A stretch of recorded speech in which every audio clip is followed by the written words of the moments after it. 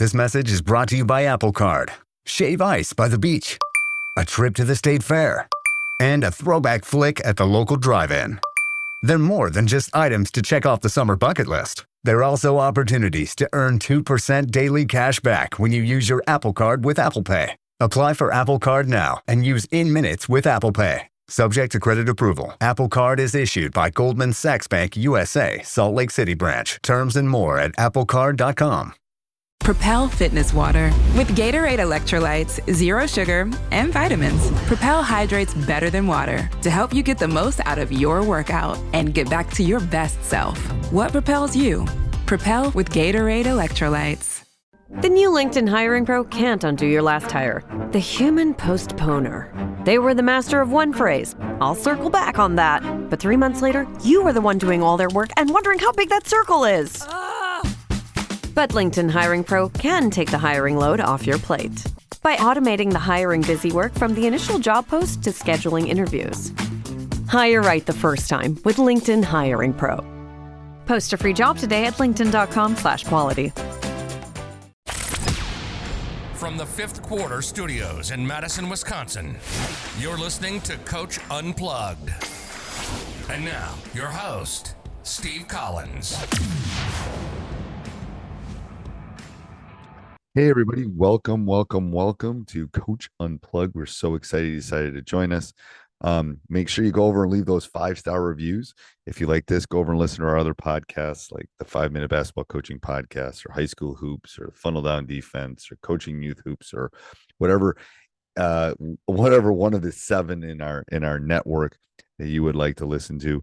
But before we jump in, I'd like to give a big shout out to our 2 sponsors. First of all, Dr. Dish, the #1 shooting machine on the market.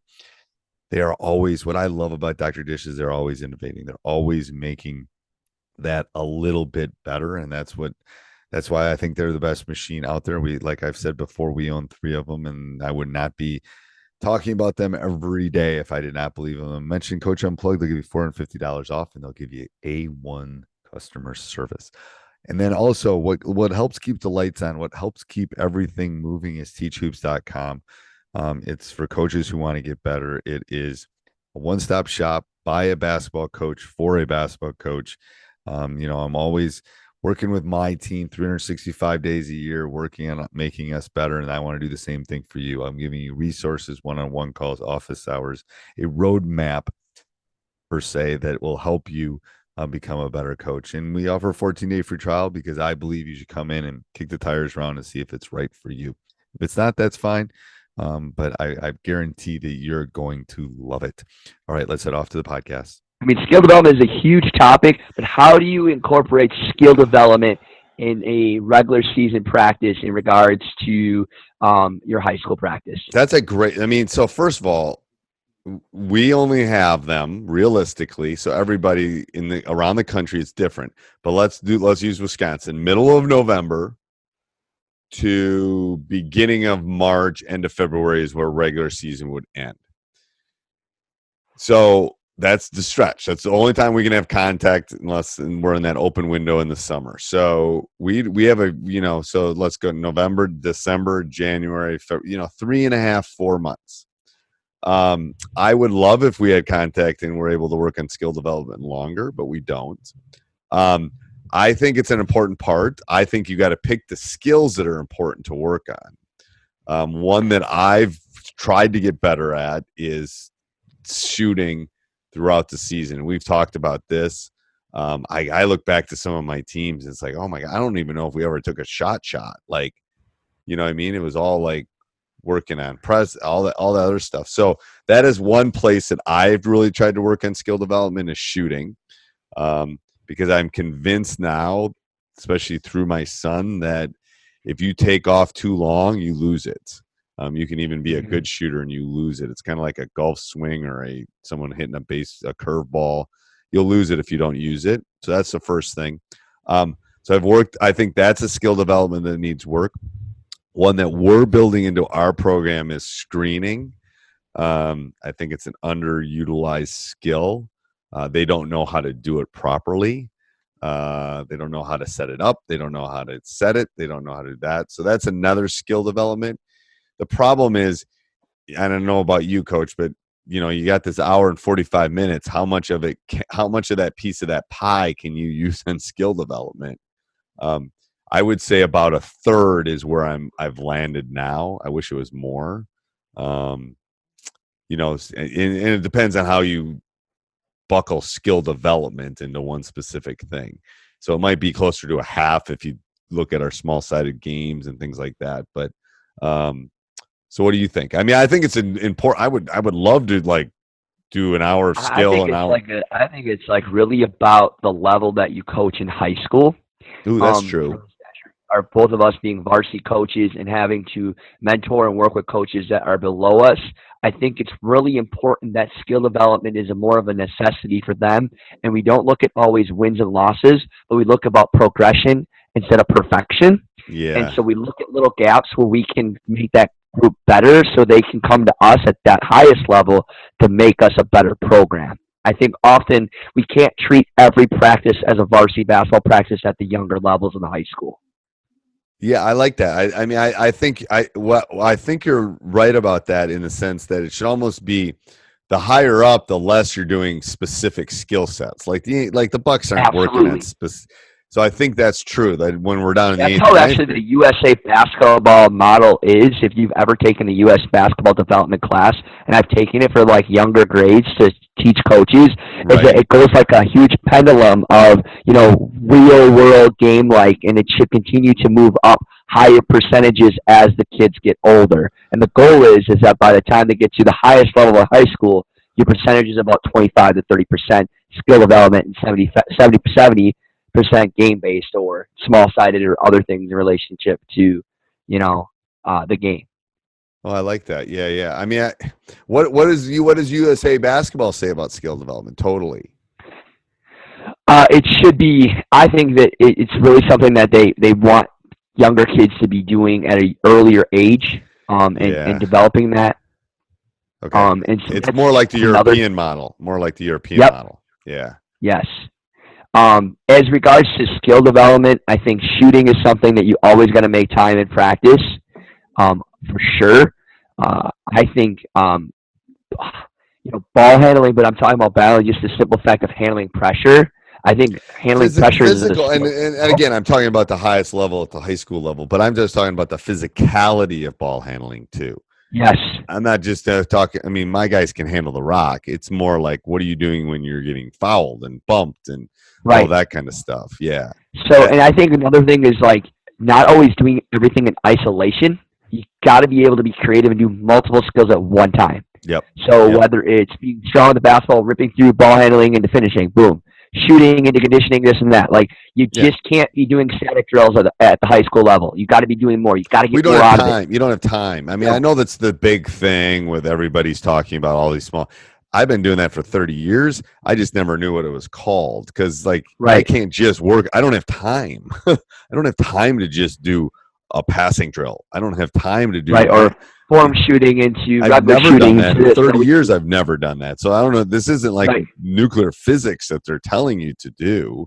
I've always had 3 or 4 components in everything that I've done. You had to, or you won't get stuff done.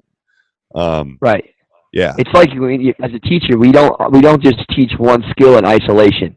Right. As they get older. They're doing multiple things at one time, from doing algebra to a story problem to this or that. That's just how the game is. It becomes more complicated. So another thing, too, is with skill development, try to pick a couple of drills that you know and you want to use and get them good at it so you don't have to spend time teaching it. So you can get the minute right out of it, boom, boom, boom, Yep.